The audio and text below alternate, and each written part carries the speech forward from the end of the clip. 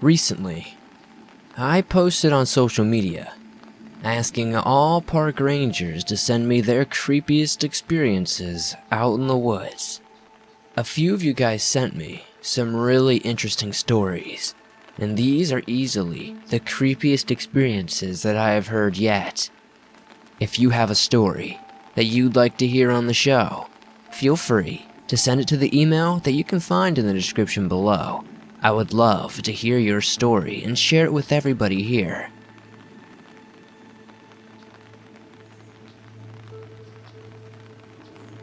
I've worked as a park ranger for a little under 10 years, most of which I spent working at Yosemite National Park. Honestly, this job is pretty mundane most of the time.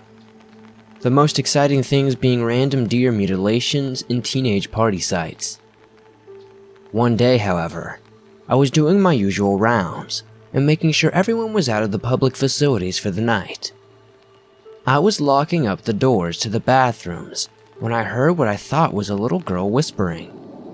It was ever so faint, and if it wasn't such a still day, I wouldn't have heard it. I sat there for a moment and didn't hear anything further, so I started walking to where my truck was parked to make my way to my next stop, when I heard it again, a faint whisper of a little girl.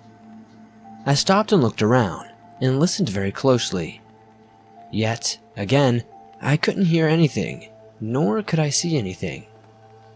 Starting to feel a little creeped out, I quickly made my way to the truck and hopped in. I started the truck up and began to quickly take off when I saw it. A ghostly figure of what I can only describe as an emaciated female. She had long pale limbs with a rubbery looking skin. Her eyes were pitch black and mouth gaped wide open like her jaw was broken. I freaked the hell out and floored it out of there like a bat out of hell. I didn't lock the gate for that area and got in some serious shit the next day for it, but there was no way in hell I was going to face whatever ghost, demon, monster thing that was. I've never seen or heard anything like that since, and I really hope I never do again.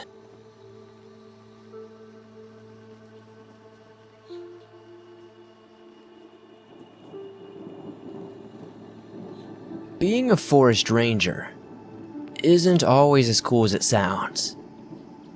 Usually, it's pretty boring. It can get very redundant. But, on occasion, we see some pretty spooky things out here in the Ocala National Forest. The story I'm going to share with you today happened somewhere around the Lake George area. Recently, I have been extra vigilant while roaming the woods.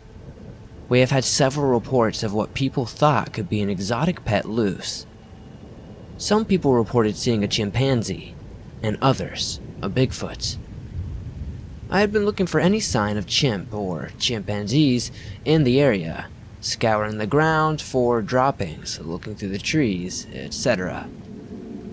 I honestly thought people were just freaked out by the recent pictures of what some lady alleged was a skunk ape.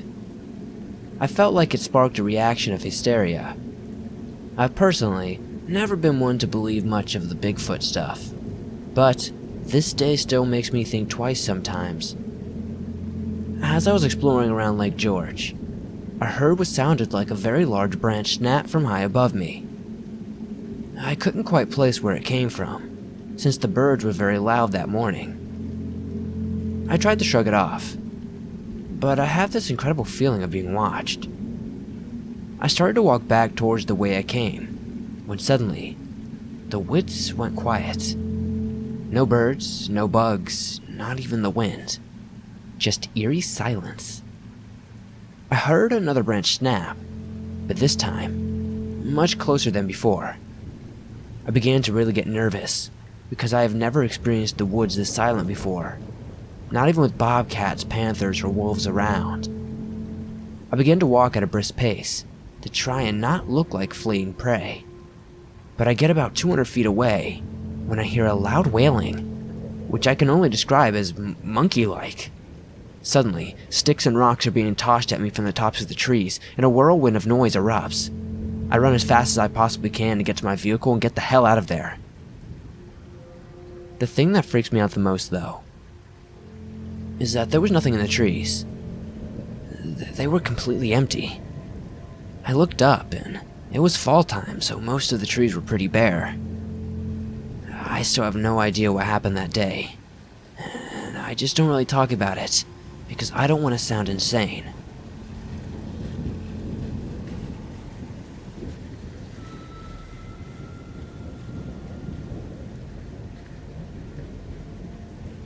I have worked as a forest ranger for some time now.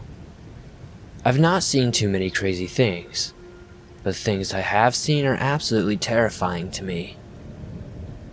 Me and another ranger were assigned to escort an archaeologist around the park to survey some areas for a potential dig site for some project or something. Honestly, these things are really boring, so I didn't really pay much attention to them. We were climbing a slight incline to get a better viewing point of the valley. We sat up there for about 20 minutes taking pictures and samples of the dirt and whatnot. Seemingly out of nowhere, archaeologist guy starts yelling for us to come over frantically. We come and see what the fuss is about, and he is pointing into the valley at what seems to be a bear walking on two legs carrying a deer on his shoulders, seemingly effortlessly. I wasn't really too fazed by this, and made light of it, saying it was more than likely a bear. But the other ranger was pale-faced and looked horrified.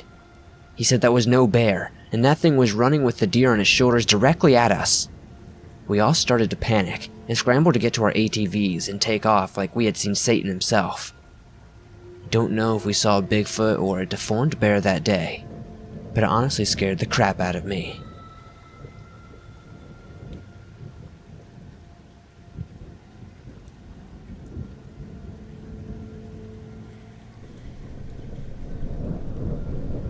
I'm an avid hunter. I go every season and I love it. More often than not, I don't kill any game, but I just love getting out and into the woods. I don't know if you're familiar with hunting season in Pennsylvania, but during late November, rifle season is in full swing. It was already the second week of the season, and I had yet to bag any deer, so I was eager to get to it early in the morning, and I did. I normally get up at around 5 a.m. and drive to my hunting spot. It's private land that my grandfather owns.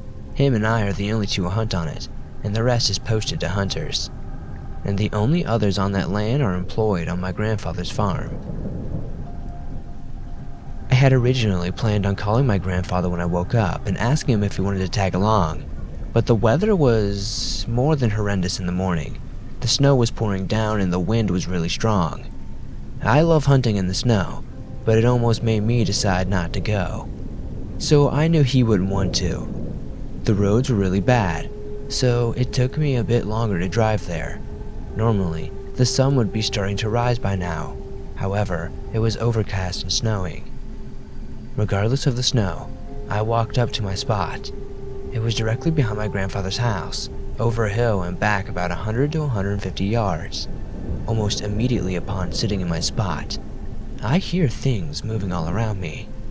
Honestly, I didn't pay too much attention to it. It could have been a number of things, but it was still pitch black, and the thought of it was kind of creeping me out. But there wasn't much I could do. It's not like I can shoot at anything, so I just ignored it, and continued to wait. It wasn't much longer after that I began hearing something walking just over the ridge to my right. At this point, there's barely enough light to see my feet, so even if it was a deer, there was still nothing I could do. However, I could tell it wasn't a deer.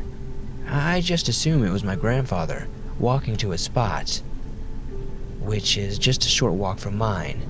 But the lights in the house were off, and if he was up here, I'm sure he'd let me know prior, even if it wasn't him. It was a hunter, albeit hunting illegally. I still wanted to let him know I was here, so I turned on my flashlight and pointed into his direction, flashing it several times. Again, even if it was a deer, I couldn't shoot it, so I felt it was better to be safe rather than sorry. Nothing happened after that. After I flashed my light, the noise stopped, which was really odd. I didn't see them turn back or hear them, so I figured they either A, sat down right there after seeing my light, which was considered extremely rude, or B, I didn't hear them walk off. I just assumed it was the latter. An hour or so passes, and finally the first sights of daylight start to shine through. It's still snowing, and the snow is falling in entire snowballs, rather than snowflakes, so visibility is pretty limited. I, around this time, noticed that an odd-looking lump protruding from a group of trees. The shrubs atop the hill that separates me and my granddad's house, right where I had movement earlier. It looked like a mound of dirt. However, it was sticking out from the side of a tree, so obviously it wasn't dirt. Naturally, I raised my rifle to take a closer look. I could tell immediately that I was looking at the side of an older-style camouflage coat. It took a minute, but it finally clicked. That was a person over there. I just thought it was a hunter, so I didn't know what to do about it. I knew if he was hunting on our land illegally, and from that I could see he wasn't wearing anything orange, which is required of all hunters during the rifle season, and I could tell just from looking whoever this wasn't my grandfather. I sat there for a minute debating my next move, but I decided to call my granddad, at the risk of blowing his stunt if that was actually him over there. So, without taking my eyes off this guy, I pulled out my phone and dialed his number. To my dismay, he picked up, and I told him what was going on. So he told me that he'd make his way up, but I decided on my own to give this guy a whistle to let him know I see him. But he didn't react at all. After a few minutes, I started to walk up to this guy. After walking a short distance, I could clearly see this guy, who was sound asleep tucked in between a shrub and a couple of trees. He obviously thought out here was a great place to lay down, as I would never be able to see him and his coat was not stuck out, and as I thought, he had no orange on. I gave him another whistle, much louder, and he woke right up, almost immediately shuffling over to hide his exposed coat. He had a nasty, scruffy beard and a gray hat. Honestly, he looked like a harmless old homeless man, probably in his 50s, but he had a perfect view of my granddad's home from his spot, and I had a pretty good idea that he was planning to do once my granddad left the house. Once this guy realized he'd been caught, and he saw a 6'5" mad guy carrying a rifle, he started freaking out. His face went pale, and almost instantly he tried to feed me some bullshit that he'd gotten lost during a drive with a group of other hunters. A drive is a coordinated push through a thicket in order to drive deer to hunters sitting at the edge of a designated driving area. However, the closest public game land is miles from this spot, so I knew it was a lie. He just wanted to keep on going on about how he was lost and how he fell asleep. He even went as far to make up a fake name on the spot. I just stood there and listened, making sure he didn't give me any fishy movements. I couldn't help but think that what this guy was going to do to my grandfather, God knows if he had the chance, and the thoughts pissed me off.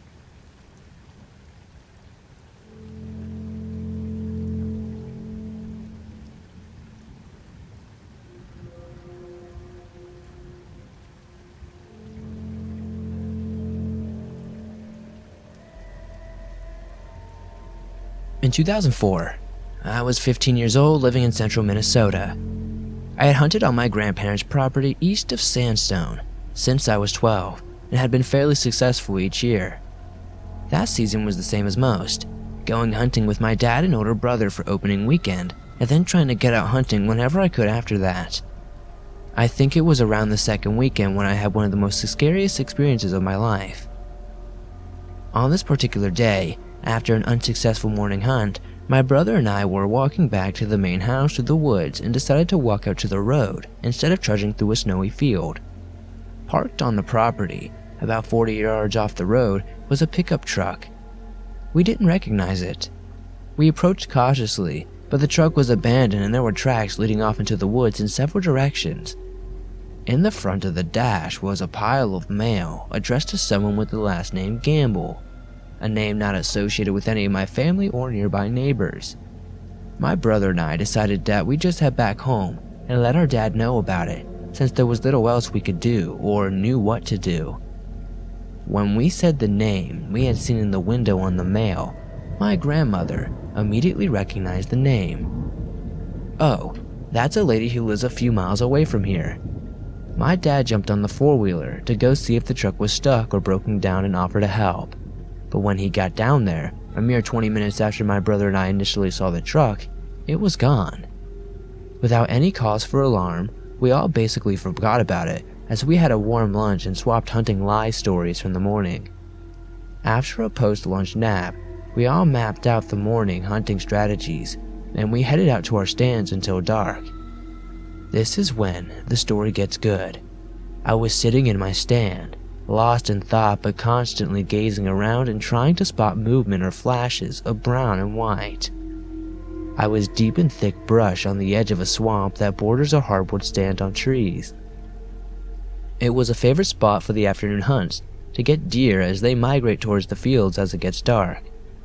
Suddenly, out of the corner of my eye, I saw a flash of brown to my right. I was trying to identify exactly what it was, before I saw it again as it slipped behind a pile of brush once again. I figured it'd be about 50 yards away and moving my way. I lifted my 30-30 Western Field lever action to my waist as I stood in the stand and silently slipped the safety to my off position. For several long minutes, I saw and heard nothing. I began to question if I had seen anything at all or if my imagination was finally taking over after me being fooled by squirrels for several hours, when suddenly I heard a low noise coming from the thick brush. It sounded like a growl sound. My first thought was that a wounded deer was going through its dying moments from the neighbor's property to the east. Suddenly, the low growl turned into a distinct growl and snarl. My mind immediately went from lurking for a wounded deer to looking for a bear. It wasn't uncommon to see bears in the area, but the thought of one being so close was both exciting and nerve-wracking to a 15-year-old me. The growls grew louder, and I saw the brush move slightly as the unseen bear moved closer to my stand. I placed the safety back on my weapon, but kept it at my waist. The growling stopped, and then it turned into a snarl and screaming sound that caused my heart to immediately drop in my chest in pure fear. I had never heard a bear make that sound, and I suddenly knew it was a wild cat of some sort. The brush movement that I finally saw the animal for the first time.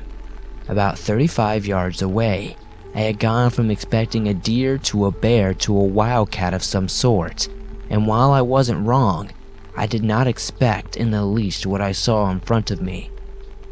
35 yards away, in the woods of Minnesota on a November day, was a Bengal tiger that had been 8 feet long, with orange and black stripes. A Bengal tiger. I had seen them in books and at the zoo, but I had no frame or reference of what I was witnessing. I immediately threw up my gun. I turned the safety off and the hammer cocked. My hands shook and I thought I was going to throw up.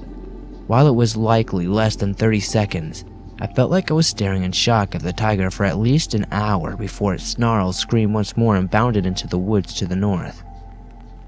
I stood in my stand for several minutes, until my leg shaking became paralyzing as the adrenaline wore off and the reality of what just happened came over me.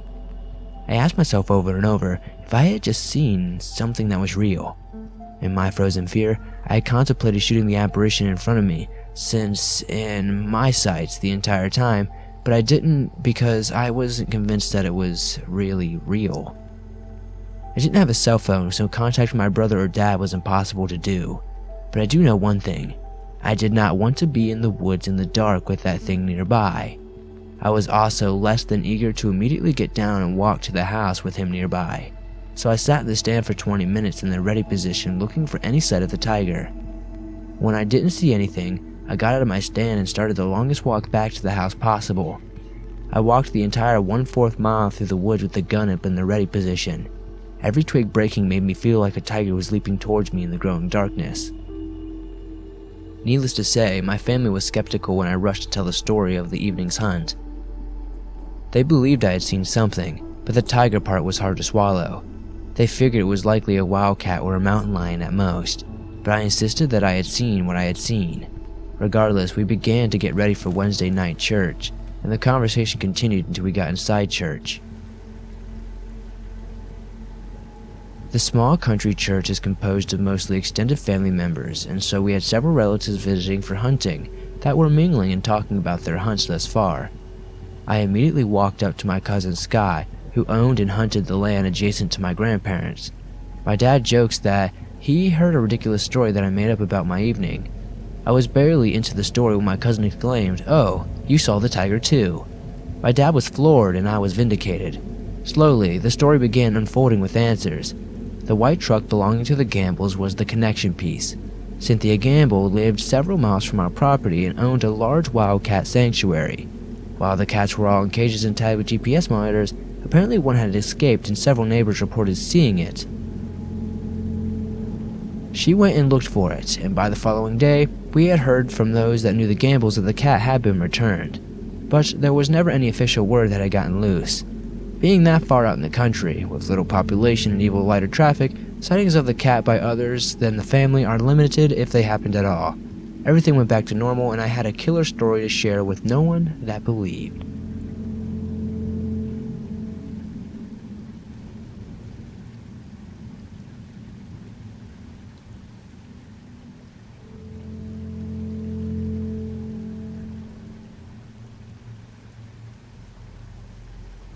I went camping with 3 of my buddies, John, Bennett, and Kyle. We do this every year. It's kind of a bro trip to reconnect with each other. We were all fresh out of college and decided to go to our yearly camping trip in August. We are from Oregon and ended up camping in the woods there like we usually do at the same point. The first day was great. We set up our spot, explored the area, and by the time the sun was setting, we set up a campfire and made dinner. After a few too many beers and some s'mores, we decided to go to sleep. It was a perfect way to end the day. Our second day was basically the same thing. Hiking, food, one too many beers. But this night, we ended up being not so perfect. I remember watching some videos on YouTube, and we were laughing and it was interesting. As we finished the rest of the beers, we were wrestling around with each other like guys do, and John stopped messing around and froze. Everyone was confused, but John claimed he heard something nearby. I told him it was most likely a squirrel, and he said, no, it was most definitely not. He was scaring me at this point, and I decided to resume the tackling session and I took him down. We forgot about the whole thing until about 10 minutes later. We were tired from wrestling and joking around, so we decided to put the fire out and head into the tent. We had a 6-person tent for anybody wondering, so we were all in one tent. Just as our only light source, besides our flashlights, went out, I heard a slight cackle. I assume it was one of those boys because we were all clearly a bit buzzed, so everything is fine. I wanted to see what was so funny, so I turned the flashlight directly into Bennett's face. I thought he was the one laughing. Bennett's face was white as a ghost. He looked at me and said, "Did you guys hear that?" I said, "The laughing?" And Kyle said, "That wasn't you."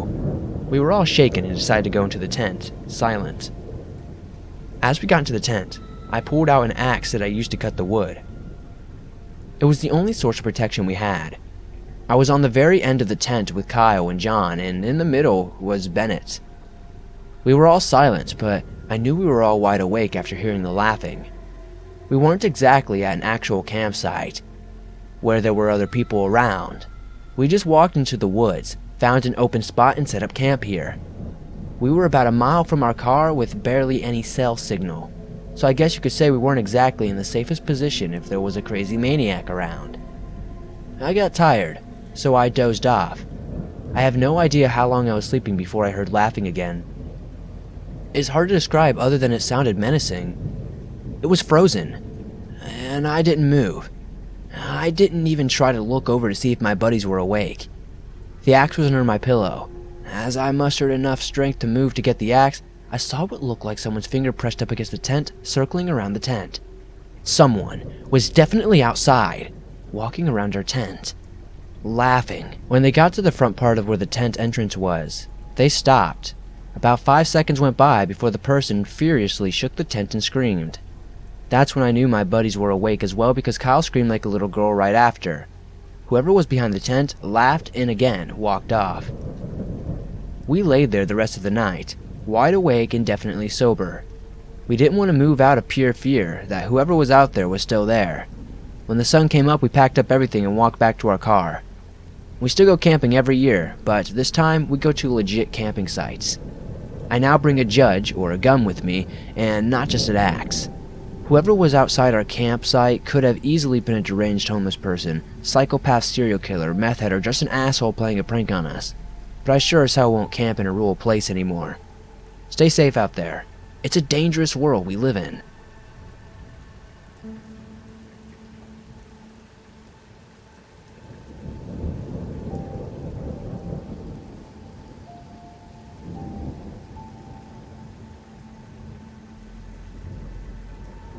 November last year, me and my friend decided to drive up a car to Scotland to do some fishing and eventually make our way to Edinburgh. After the first day of catching some salmon and brown trout, we stored our catchers in the cooler box. After contemplating whether to sleep in the car tonight, as we had left quite late to set up camp, at around 4:30ish and the sun was going down, eventually I said, let's set up a fire and cook the fish. I didn't drive all the way to Scotland to sleep in the car. My friend agreed as we set off looking for a spot to camp. We found a little wooded area next to a car park near a farm. We looked into it prior, and apparently you can basically camp anywhere in Scotland, as long as you left the place as you found it. So, we grabbed all of our shit out of the car and started setting up our campsite. 20 minutes later we had a fire going, 2 fold-up chairs and 2 tents up. My tent was out of view from my friend. This will be relevant later.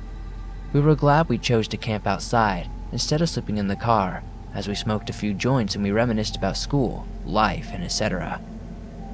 My friend struggled to keep his eyes open as I checked my phone. 2 a.m. he called it, a night crawling into his tent and zipping it shut.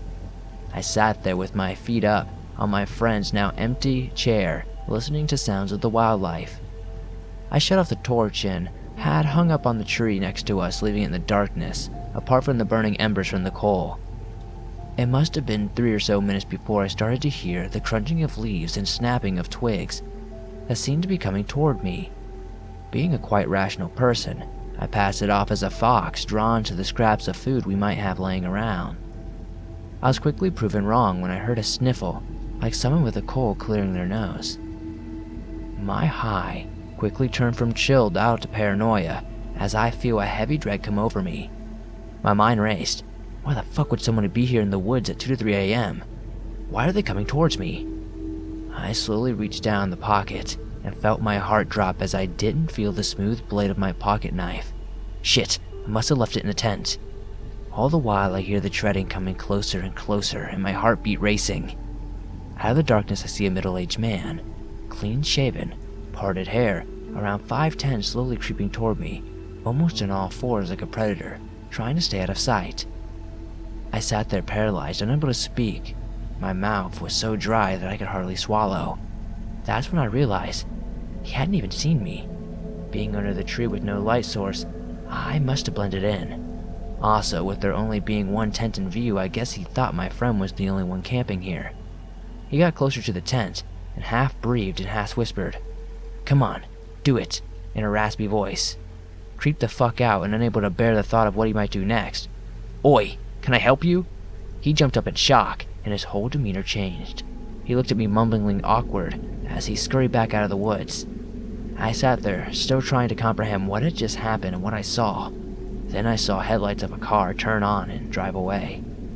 I woke my friend up, and he could not tell what had happened, but he could see how shook up I was.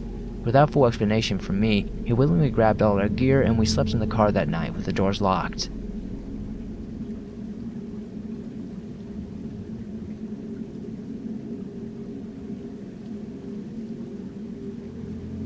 We live in a small town, on the outskirts of a large city.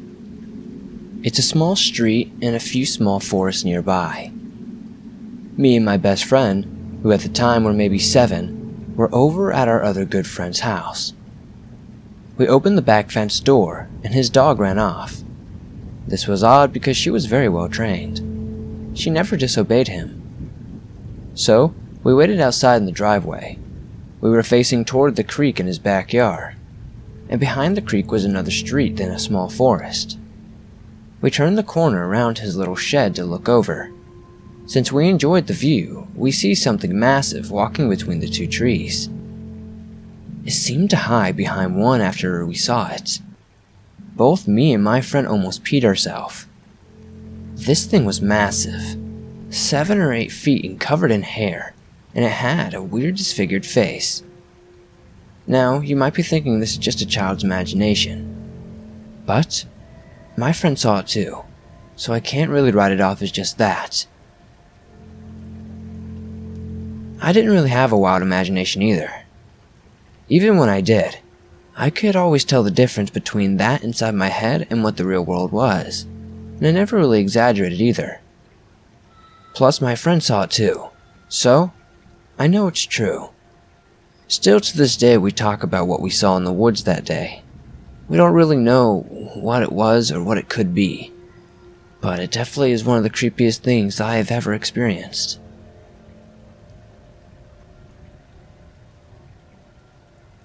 My friend and I live in the southeastern area of Wisconsin. We love to go Bigfoot hunting. My friend lives in a subdivision near some woods, and we go to an empty lot and throw rocks and bash logs on the side of trees. We never really had an encounter until we decided to stay late and possibly stay the night. It was about 10:30, and I was about 5 feet away from the edge of the forest, just throwing rocks. But I stopped as I heard something moving very slowly through the woods. The rustling stopped, and a rock the size of a softball came flying towards me. It landed about 1 or 2 feet away from me. I took this as a warning, and yelled to my friend that we needed to go. We began sprinting towards our bikes when we heard it running through the brush. It sounded like a bear or something shaking the trees.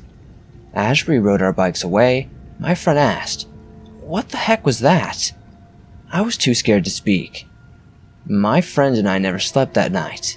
The next day, we did some research, and nearby there have been quite a few Bigfoot sightings.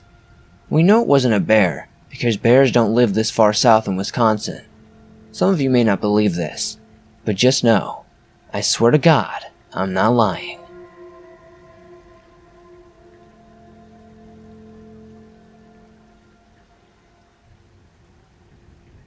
Being a forest ranger, I have seen a lot of creepy and unexplainable things in the woods.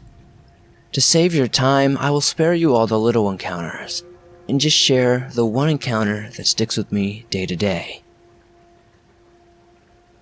I was walking deep within the woods. I was trying to map my way out and do an excursion, kind of on my off time. I didn't get very much time off from the park, so any time that I could just get off into the woods by myself and camp was definitely time that I utilized. I was walking through the woods, trying to find my way to where I wanted to go. I would usually go off trail, and I was struck by this weird feeling. I kind of felt like I was being watched. But I kind of shrugged it off as me just, maybe being paranoid or something. I found a nice little clearing about 500 feet up, and I decided this is where I will do camp for the day. I started setting up my tent, and got a fire going. Soon it began to be dark. As I was sitting around the fire, cooking some hot dogs that I had brought along the way, I noticed that feeling of being watched came again. But here's the creepy part. Most people would say that they see these creepy eyes, or these crazy colors in the sky or whatnot. I didn't see anything like that. But what I saw was something much more terrifying. What looked like to be a man hanging from a noose was just on the outside of the light of my camp. All I could see was the silhouette of 2 feet dangling about 6 feet up in the air. What was really odd is that none of these trees had branches. These were all pine trees. So, I freaked the hell out. I shone my flashlight there, but there was nothing there. Maybe I was just worrying, and I was overtired or something. So, I go back in my tent, and try to sleep it off. I have nothing but nightmares and awful dreams all night, and wake up at probably about 6 in the morning. The sun is starting to come up, so I pack my stuff quickly, and get the hell out of there. Out of all my years being in the woods and being a survivalist and things of that nature, I still have no idea what that was.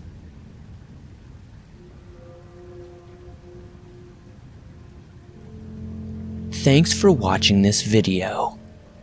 If you liked it, be sure to give it a like and share it on your social media to help the swamps continue to grow. It's much appreciated. If you have Twitter, Facebook, or anything else, be sure to join me on those. You can find those links in the description below. If you have a story that you'd like to share on the show, be sure to send it to my email. You can also find that in the description down below.